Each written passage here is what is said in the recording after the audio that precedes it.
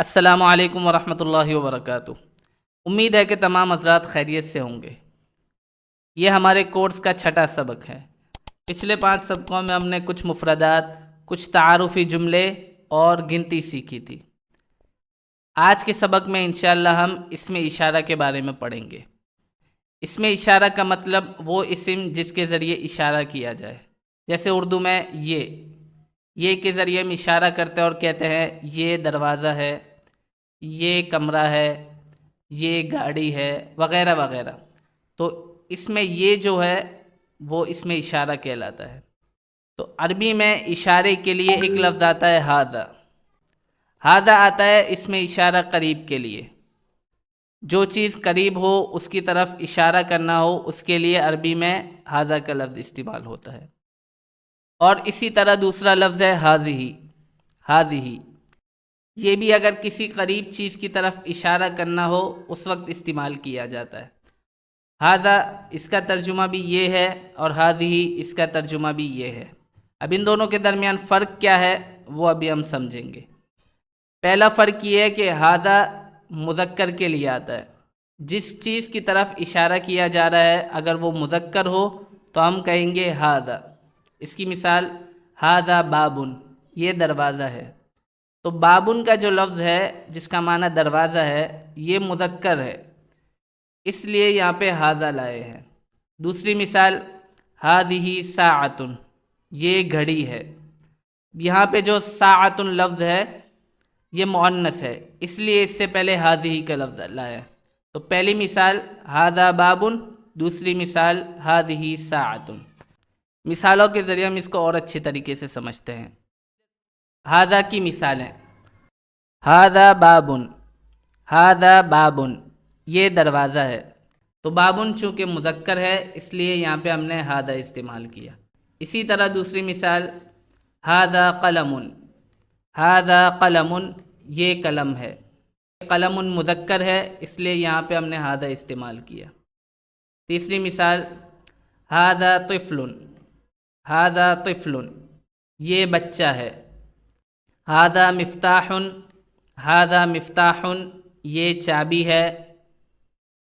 ھذا مصباح، ھذا مصباح، یہ لائٹ ہے۔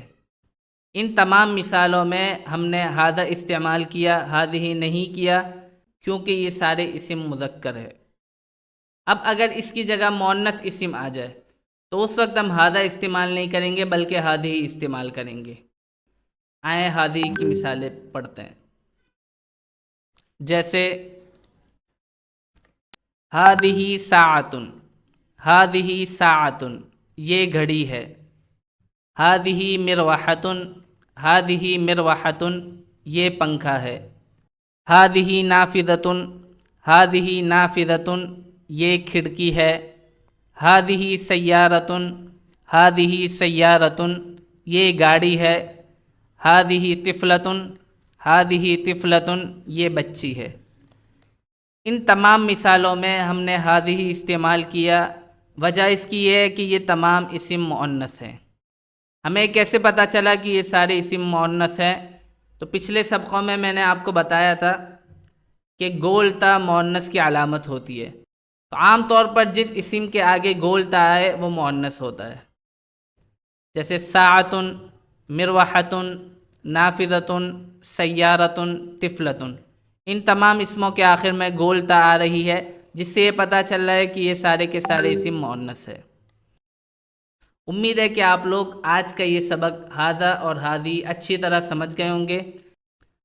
اب میں کچھ ایسی مثالیں لکھ رہا ہوں جس میں ھذا اور ھذہ کی جگہ کو خالی رکھوں گا، اور وہ جگہ آپ لوگوں نے بھرنی ہے۔ وہاں پہ جو اسم اشارہ مناسب ہو آگے والے اسم کو دیکھتے ہوئے وہ آپ نے لگانا ہے۔ اسم اشارہ کی مشق: یہ تمام اسما ہے اور اس خالی جگہ میں ھذا آئے گا یا ھذہ آئے گا، یہ آپ نے مذکورہ سبق کو سامنے رکھتے ہوئے حل کرنا ہے۔ طاقیۃ، ثلاجۃ، کرسی، مندیل، قمیص، کراست۔ طاقیۃ کا معنی ہے ٹوپی، ثلاجۃ فریج، کرسی کرسی، مندیل رومال، قمیص قمیص، कुर्रासतुन का भी। यहाँ पर एक बात समझ लें, जो मुअन्नस की अलामत मैंने बताई है उसको सामने रखते हुए आपने इस्म को मुज़क्कर और मुअन्नस पहचानना है।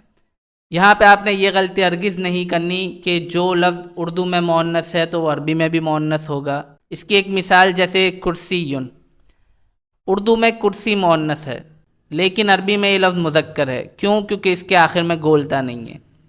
इसी तरह दूसरी मिसाल कमीसुन, उर्दू में कमीज़ का लफ्ज़ मुअन्नस इस्तेमाल होता है लेकिन अरबी में ये लफ्ज़ मुज़क्कर है क्योंकि इसके आखिर में गोलता नहीं है। उम्मीद है कि आपको आज की ये वीडियो पसंद आई होगी। अगर पसंद आई है तो लाइक करें और अपने दोस्तों के साथ शेयर करें ताकि ज़्यादा से ज़्यादा लोग इससे फ़ायदा उठाएं। और अगर आप भी अरबी सीखना चाहते हैं तो इस चैनल को सब्सक्राइब करें और बेल आइकन दबाएं ताकि हर नई वीडियो की नोटिफिकेशन पहुंच सके। अस्सलामु अलैकुम व रहमतुल्लाहि व बरकातुहू।